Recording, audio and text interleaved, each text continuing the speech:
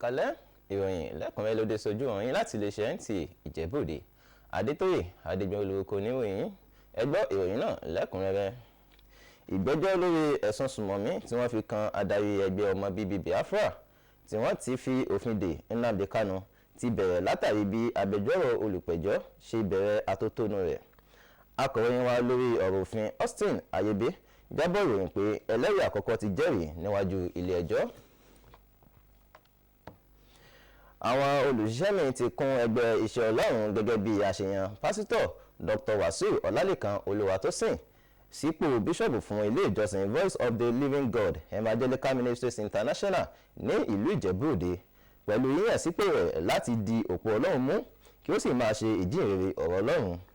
Alákòóso àpapọ̀ fún ìjọ Apostolic Mandate College Bishop Anthony Emike ni ó darí ètò yíyàn sípò náà. Oore-ọ̀fẹ́ Ògúnṣọlá ló jábọ̀ pé ayẹyẹ náà ṣe pẹ̀kínrẹ̀kí pẹ̀lú ayẹyẹ 60 ọjọ́ ìbí rẹ̀ lókè pẹ̀ ó sì jábọ̀ ìròyìn. Àpéjọ àwọn oníròyìn kan ni wọ́n ṣètò eléyìí tó wáyé ní ibùdó tí wọ́n ti ń ṣe nǹkan ìṣẹ̀ǹbáyé lọ́jọ́ pamọ́sí ti ọba Túnwàṣe ní Ìjẹ̀bú Òde láti ṣe àtìlẹ́yìn fún ìdáàbòbò ìdílé àti títọ́jú àwọn ọmọdé àti ẹ̀kọ́ wọn. Àwọn ẹgbẹ́ Youth Health and Leadership Network ló ṣàgbékalẹ̀ ètò náà lábẹ́ ètò Hill African Project. Ẹgbẹ́ náà ń fojúsùn láti ró àwọn akẹ́kọ̀ọ́ àti àwọn ọ̀dọ́ lágbára nípasẹ̀ ṣíṣe àtìlẹ́yìn fún wọn, kíkọ́ wọn ní iṣẹ́ ọwọ́ àti kíkẹ́kọ̀ọ́ nípa jíjẹ́ adarí rere. Fatima Azam bá wọn pèsè síbi ètò náà. Ẹ gbọ́ ìròyìn náà síwájú sí i. Pàdé oníròyìn náà gẹ́gẹ́ bí ẹni tó ṣagbátẹrù rẹ̀ tá a mọ̀ sí Youth Health and Leadership Network lábẹ́ ọmọọba Ayọ̀délé Ọmọlókun pẹ̀lú àjọṣepọ̀ àjọ kan tó gbógun ti àrùn HIV/AIDS àti oyún oge ní ìfọwọ́sowọ́pọ̀ pẹ̀lú àjọ Family Protection Child Care and Educational Development. Ó tẹnumọ́ pé èròǹgbà ìpàdé oníròyìn wà ní láti ṣe àtìlẹ́yìn fún ìgbé ayé àlàáfíà láàrin ẹbí, ètò ìlera tó múnádóko, dídáàbòbò àwọn ọmọdé àti wíwá ojútùú sí àwọn ìṣòro tó ń kojú àwọn òbí. Ó gbàgbọ́ pé nípasẹ̀ èròǹgbà àjọ yìí tí àwọn alábàáṣiṣẹ́pọ̀ rẹ̀ wọn yóò lè gbé agbára wọ àwọn mọ̀lẹ́bí àti àwùjọ. Nípasẹ̀ èyí tí ọjọ́ iwájú rẹ̀ yóò sì wà fún torí tẹlẹ́mù. Ọmọọba Ayọ̀délé Ọmọlókun àti Ọmọlọ́lá Ọmọlókun ni wọ́n ti wà níbi ọ̀rọ̀ nípa ìdáàbòbò ẹbí, ìtọ́jú àwọn ọmọdé àti àtìlẹ́yìn fún ètò ẹ̀kọ́, èyí tí ìfarajìn wọn jẹ́ ìwúrí fún ọ̀pọ̀lọpọ̀ ènìyàn. Láti Ìjẹ̀bú Òde, Adétóyè. Bí ó tilẹ̀ jẹ́ pé àwọn iléeṣẹ́ olóṣèlú bíi ilé aṣòfin àgbà àti àjọ tó ń rí sí ètò ìdìbò ní orílẹ̀-èdè yìí, bákan náà àwọn ẹgbẹ́ òṣèlú náà ni wọ́n ní àwọn ìpèníjà tí wọ́n kojú gẹ́gẹ́ bí a ti rí nínú gbogbo àwọn ìṣèjọba olóṣèlú káàkiri àgbáyé.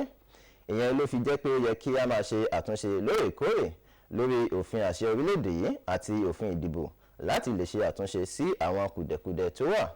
Nítorí náà wọ́n ṣàgbékalẹ̀ ìdánilẹ́kọ̀ọ́ kan eléyìí tí Yaga Africa àti Kuka Center ṣagbátẹrù rẹ̀ pẹ̀lú àjọṣepọ̀ ilé ìgbìmọ̀ aṣojúṣòfin tó ń ṣàkóso lórí ẹgbẹ́ òṣèlú orílẹ̀-èdè yìí láti túbọ̀ gbé ìjọba ìṣèlú orílẹ̀-èdè yìí sókè.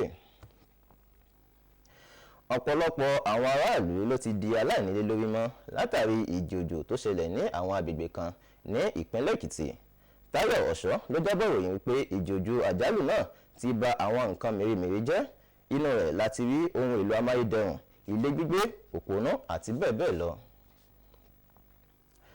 Bí a bá ti lè yanjú ìṣòro àpọ̀jù owó orí àti pípèsè àyíká tó tọ́ fún iléeṣẹ́ ní orílẹ̀-èdè yìí, ṣíṣe ògùn egbògi ìbílẹ̀ àti abẹ́rẹ́ yóò máa tẹ̀síwájú sí i. Bẹ́ẹ̀ sì ni yóò jẹ́ kó rọrùn fún àwọn ọmọ orílẹ̀-èdè yìí láti rà á.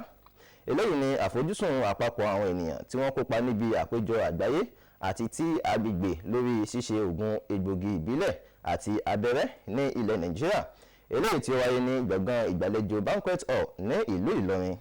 Ahmad Fulani jábọ̀ pé àpéjọ yìí wáyé lábẹ́ ètò ìlànà ààrẹ lórí ìṣàkóso ìpele ìlera pẹ̀lú ìfọwọ́sowọ́pọ̀ iléeṣẹ́ ìjọba àpapọ̀ tó ń rí sí ètò ìlera àti ìtọ́jú ará ìlú. Ìròyìn wa ní àṣálẹ́ òní kò ní jù báyìí lọ.